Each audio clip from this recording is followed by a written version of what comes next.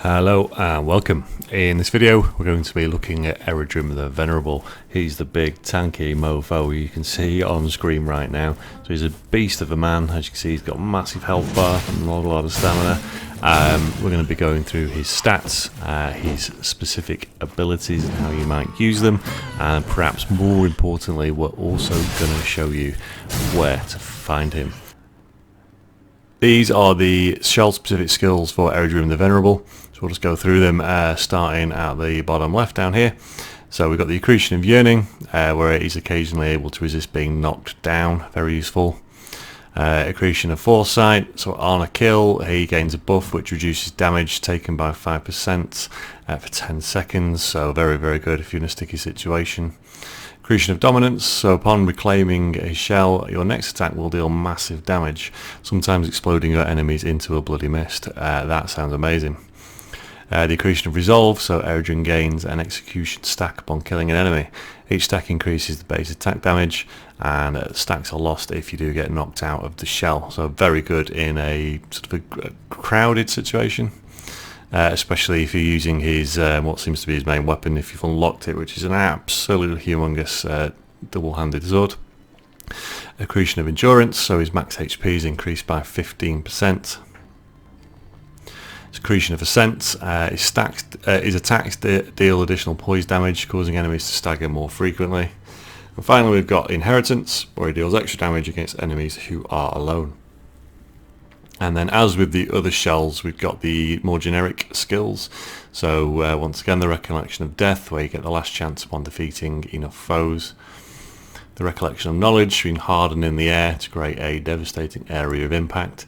Specific to Eredrim though, is because he's massive, his size will cause a blast with a larger radius and more forced. And then the Recollection of Strength, which is the kick skill that the others have. So there is skill, his shell specific skills, not easy to say. So as you can see here, just these are his basics here. So his durability, so his health bar is maxed out completely. You probably noticed that in the little bit of combat you saw as the intro to this video. He does have quite low stamina though, so he's not going to be able to keep swinging and swinging. So make sure, if you are using him, make sure your parrying is on point. Make sure you're being really efficient with your stamina, and then resolve. So only 3. This is very tanky, designed just to soak up an awful lot of damage. And that, my friends, is Eredrim the Venerable. So now we're going to move on to how to find Eredrim's actual shell. Now in Fulgrim Tower, you can get some nice hints of where to find each of the shells and each of their weapons as well, but we're just doing shells in this one. So here you see in this tomb, we're just going to click on the outline of his corpse, and what this little video is going to show us is just some hints, some landmarks to look out for in order to find him. So it doesn't give you a detailed route, but it does give you some landmarks to look out for. Just watch that one again. So we're looking first of all for some big stone slabs, and then we're looking for the path leading up to the tower. They're the best landmarks I've found for finding it. And once you've been exploring the map for a little bit, these areas will become familiar. Okay, so this is how we find Eredrim in the game world. So we're starting at Fulgrim Tower, or Fulgrim Tower rather, and we're using Teal the Acolyte as the character purely because he's got loads of stamina, so he can sprint through quite a lot of these mobs. We're not going to stop and kill everything.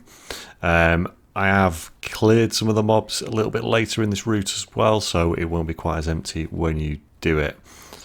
So all we're going to look for is the key landmarks that we saw in the little images, the hints. We'll have to kill this guy. He's determined to ruin our journey. Okay, we'll carry on.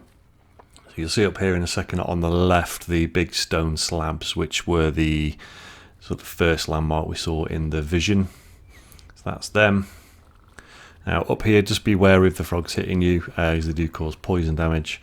And you'll know you're on the right track if you see that big frog guy on the right.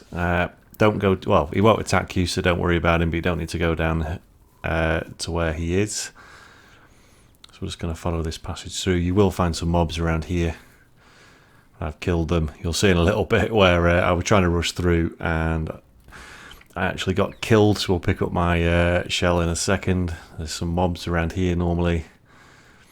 There it is. I ended up with a big chain of about 10 different mobs following me.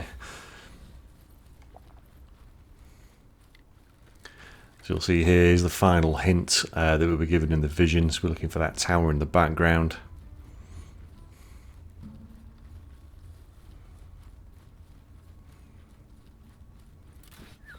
As you can see, it's quite easy to run through things. I do hate the guys with the crossbows though, so right, we'll push him off the edge.